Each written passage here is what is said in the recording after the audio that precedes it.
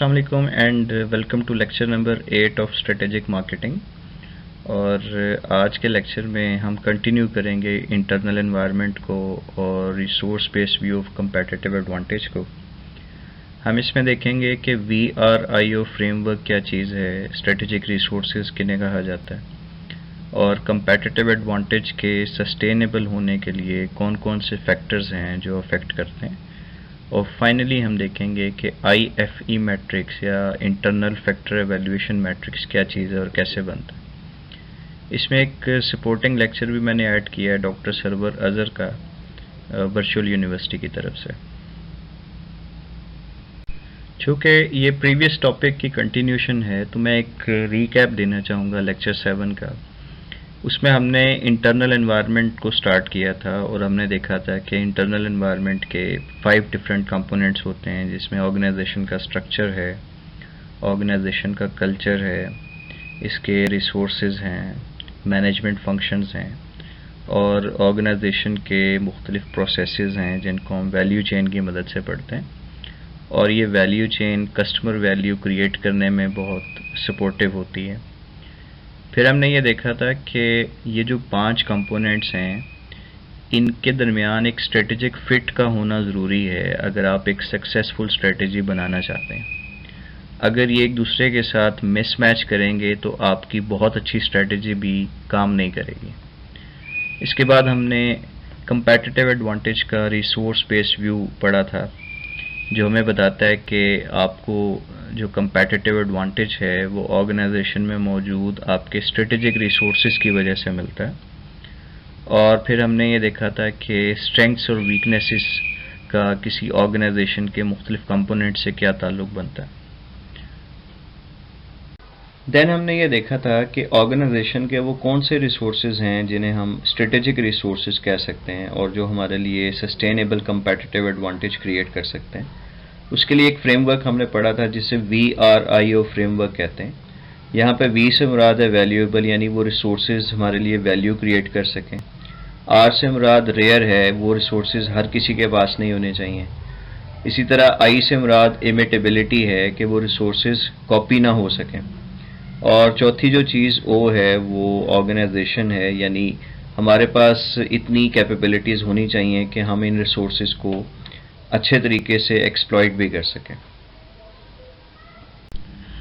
तो हर organisation competitive advantage को gain तो करना चाहेगी, लेकिन उससे भी इम्पॉर्टेंट ये है कि क्या ये सस्टेनेबल कंपेटिटिव एडवांटेज है या नहीं। और इसकी जो सस्टेनेबिलिटी है वो 2 मेजर डिटर्मिनेंट्स पे बेस करती है, एक ड्यूरेबिलिटी है और दूसरा इमिटेबिलिटी।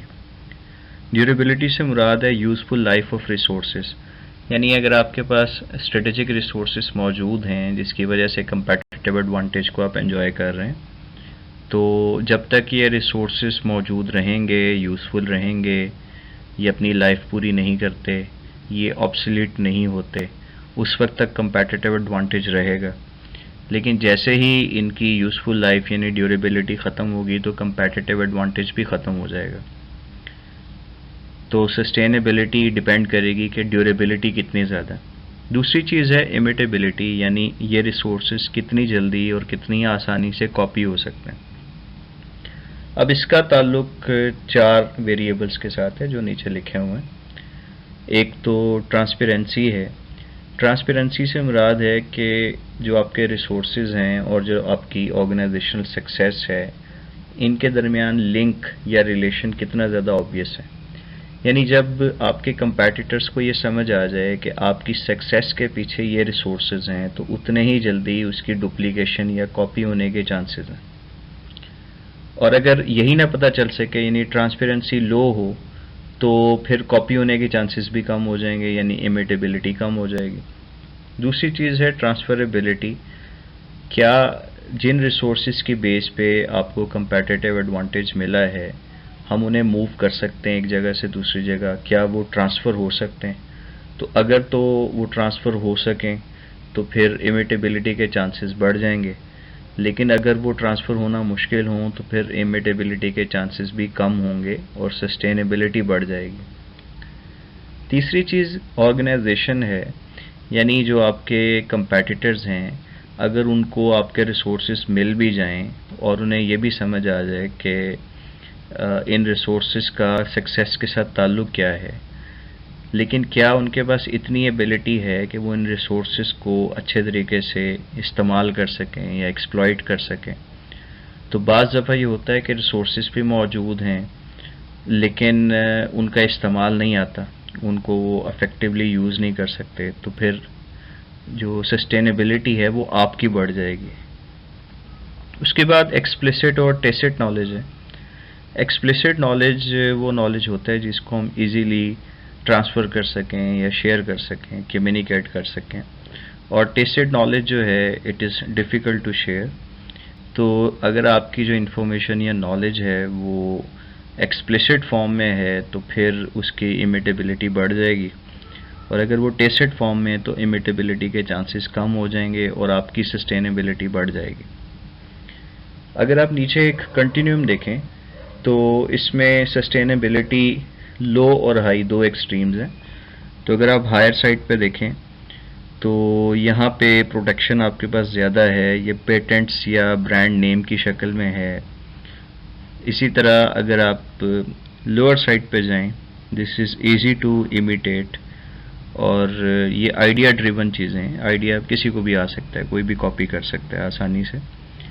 और अगर मिड ऑफ द वे की बात करें तो इसमें कुछ आसानी है, कुछ मुश्किल है। मसलन स्टैंडर्डाइजेशन या इकोनॉमी ऑफ स्केल है, तो इसको कॉपी करना ना बहुत आसान है, समझना आसान है, कॉपी करना थोड़ा सा मुश्किल है। जब तक आप मैस प्रोडक्शन पे नहीं जाएंगे इकोनॉमी ऑफ स्केल का एडवांटेज अचीव नहीं हो सकता।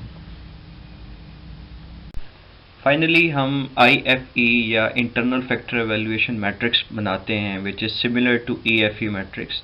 द ओनली डिफरेंस इज़ कि उसमें फैक्टर्स अपॉर्चुनिटीज़ और थ्रेट्स की शक्ल में थे, और यहाँ पे जो फैक्टर्स हैं वो स्ट्रेंथ्स और वीकनेसेस हैं। बाकी टेबल आप देख सकते हैं वही है।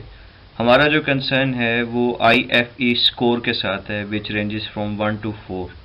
तो ये स्कोर जो है वो हम इसके बाद स्वॉट एनालिसिस जब करेंगे तो वहाँ पे इस्तेमाल होगा। Thank you very much.